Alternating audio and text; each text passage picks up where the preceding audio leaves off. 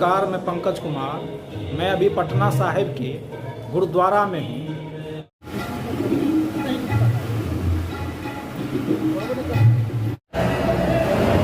इस तरह से ये यहाँ पे जो आते हैं श्रद्धालु, उनके लिए लंगर की व्यवस्था है।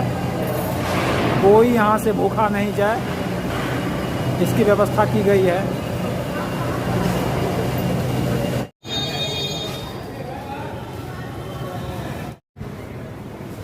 देखिए यहाँ ये ठहरने के लिए भी है। आप यहाँ ये गुरुद्वारा के तरफ से है। 19वीं सदी के शुरू के दिनों में जब ईरानी यात्री बहबहानी पटना आया तो उसने गुरुद्वारे के नज़दीक एक मकान में अपना ठिकाना बनाया था। उसने यहाँ के भव्य हवेलियों, मस्जिदों, मंदिरों, मदरसों के साथ गुरु गोविंद सिंह की जन्मस्थली के बारे में विस्तार से लिखा था। उन दिनों तब तक सिखों का दूसरा बड़ा तीर्थ स्थल बन चुका था। सिख धर्म भक्ति आंदोलन, जिसकी जड़ें शताब्दियों वर्ष पुरानी थी, का ही परिणाम था। इसका 15वीं और 16वीं सदी तक व्यापक विस्तार हो चुका था। जिन दिनों यूरोप में मार्टिन लूथर और जॉन एल्विन ईसाईयत की रूढ़ियों और कुरीतियों से जूझ रहे थे, उन्हीं दिनों हिंदुस्तान में रामानंद और संत कबीर, चैतन्य और गुरु नानक हिंदू धर्म में व्याप्त पाखंड मूर्ति पूजा का विरोध मुखर स्वर में कर रहे थे। सिख धर्म के संस्थापक गुरु नानक ने अपने शिष्य मर्दाना के साथ अपने धार्मिक यात्रा की शुरुआत पूर्व दिशा में की थी। ऊंचे पहाड़ों, घने जंगलों, रेगिस्तानों, बाढ़ के पानी से उबलती नदियों को पार करती हुई उनकी यात्रा जारी रही। 1496 में उन्होंने ननकाना साहब से इस यात्रा की शुरुआत की थी। ये गुरु गोविंद सिंह का जन्म स्थान पटना का ये गुरुद्वारा है।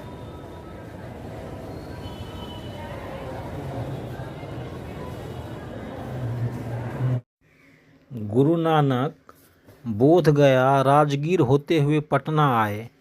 पटना में करीब 4 महीने तक रुके। पटना में उनका प्रवेश पश्चिम दरवाज़ा से हुआ। वे यहाँ अपने भक्त जैतामल के यहाँ ठहरे। यह आज का गुरुद्वारा है। यहाँ सुबह शाम उनके उपदेश होते हैं। पटना के निवासियों पर उनका ज़बरदस्त प्रभाव पड़ा।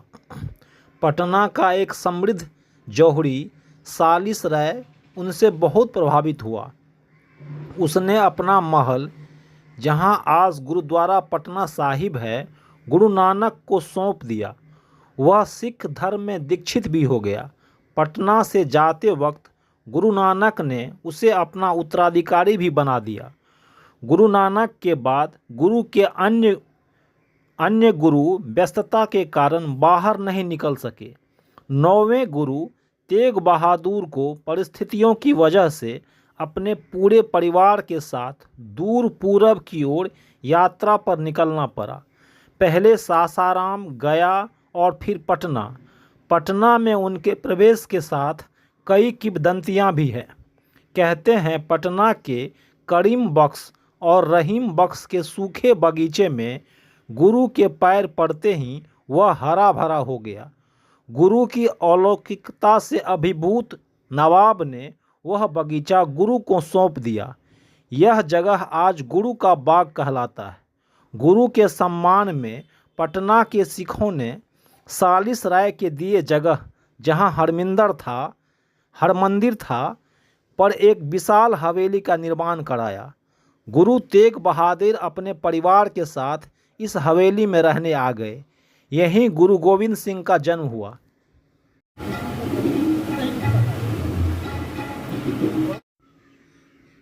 गुरु गोविंद सिंह महान देशभक्त संत थे।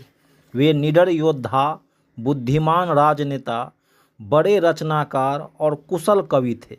सिखों के बीच पटना की प्रसिद्धि इतनी हो गई जितना पहले कभी नहीं हुई थी।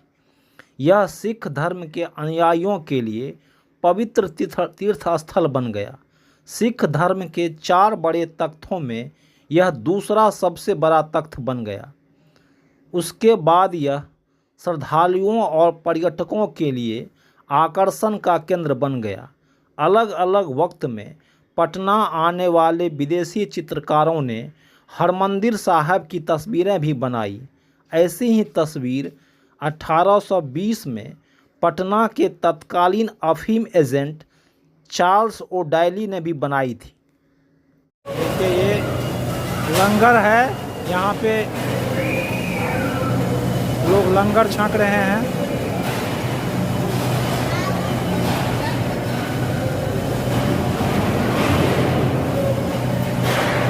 यहाँ 24 घंटा लंगर चलता है, जो कि एक समाज सेवा का बहुत बड़ा, आप कह सकते हैं कि ये समाज सेवा का बहुत बड़ा रूप है। और यहाँ सब धर्म के कोई भी हो, हिंदू मुस्लिम सिख ईसाई, वो लगभग 20 से 25 हज़ार व्यक्ति प्रतिदिन यहाँ खाते हैं।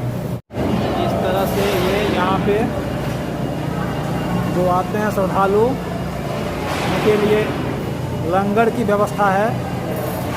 कोई यहाँ से भूखा नहीं जाए, इसकी व्यवस्था की गई है।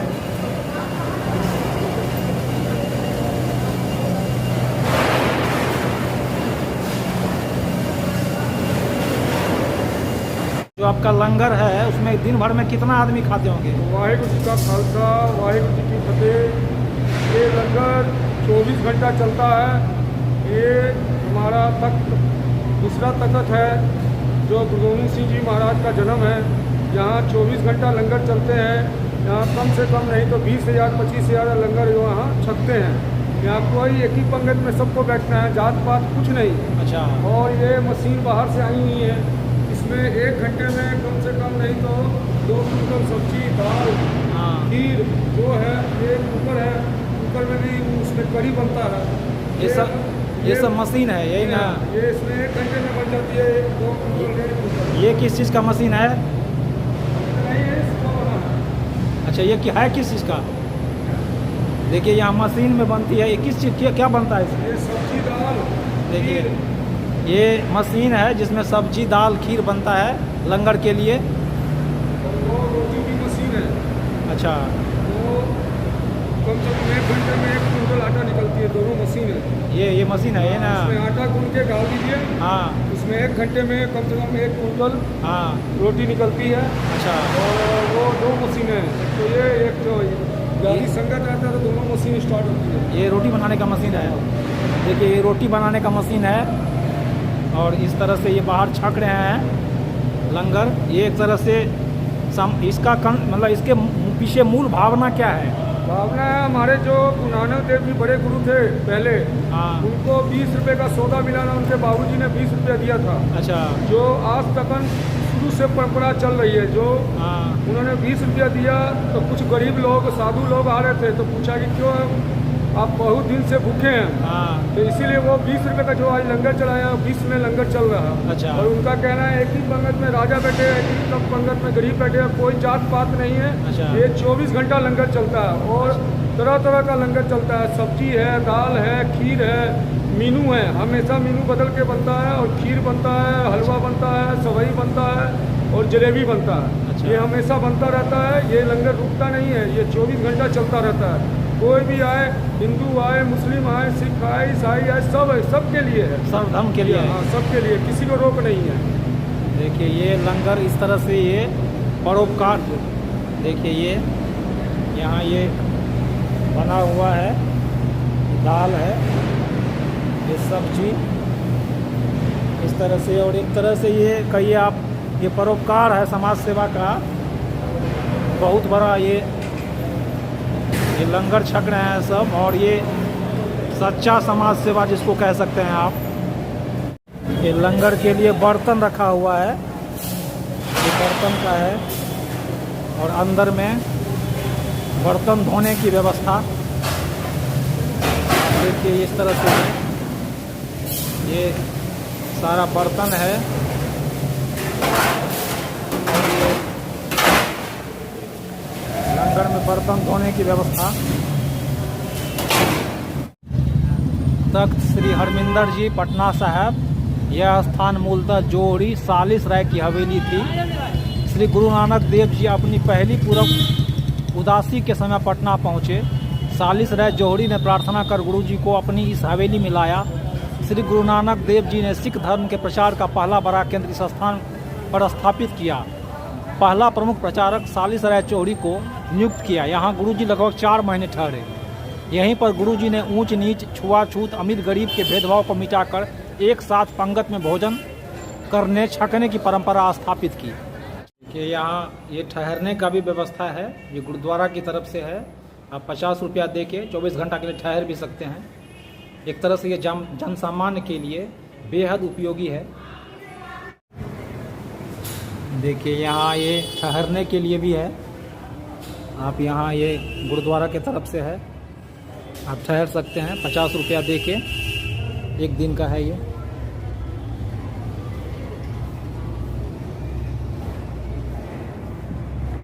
छठे गुरु श्री हरगोविंद जी ने इस स्थान को पूरब की संगत गुरु का खालसा है का सम्मान दिया। 9वें गुरु श्री तेग बहादुर जी महाराज ने पटना गुरु का घर है का सम्मान दिया। 100 सुदी सप्तमी विक्रम संवत 1723 को इसी स्थान पर 10वें गुरु श्री गोविंद सिंह जी महाराज का जन्म हुआ। 9वें गुरु श्री तेग बहादुर जी महाराज ने पटना गुरु का घर का सम्मान दिया। 100 सुदी के सप्तमी विक्रम संवत 1723 को इसी स्थान पर 10वें गुरु श्री गुरु गोविंद सिंह जी महाराज का जन्म हुआ।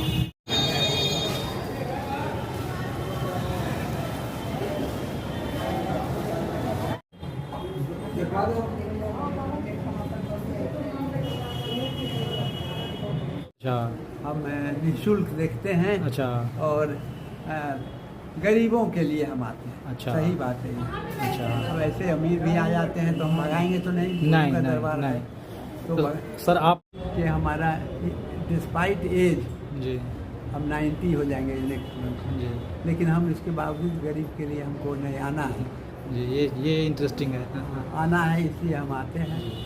और अब उसमें कुछ जिस तरह श्री ननकाना साहब ने गुरु नानक देव जी के अवतार धारण करने की कारण सिखों का मूल केंद्र है, उसी तरह 10वें गुरु श्री गुरु गोविंद सिंह जी के यहाँ अवतार धारण करने से यह खालसा पंथ का मूल स्थान है। सिख पंथ के 5वें तख्तों में तख्त श्री हरमिंदर जी पटना साहिब का विशेष स्थान है, जिसका नामांकन भी 10वें गुरु जी ने स्वयं किया। इसके नाम से ही मीरी पीरी का सिद्धांत प्रकट होता है।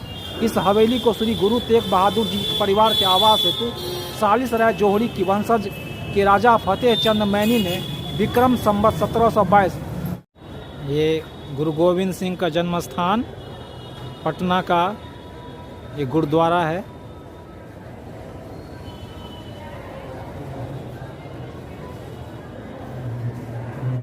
मरम्मत कराई।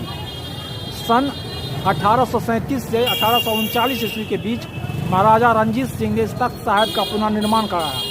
वर्तमान 5 मंजिली इमारत का निर्माण 1954-57 के बीच हुआ। धर्म का मौलिक रूप यही है, भूखे को भोजन कराना, गरीबों की सहायता करना। आप देख रहे हैं पंकज का संवाद। पटना के गुरुद्वारा से नमस्कार, मैं पंकज कुमार।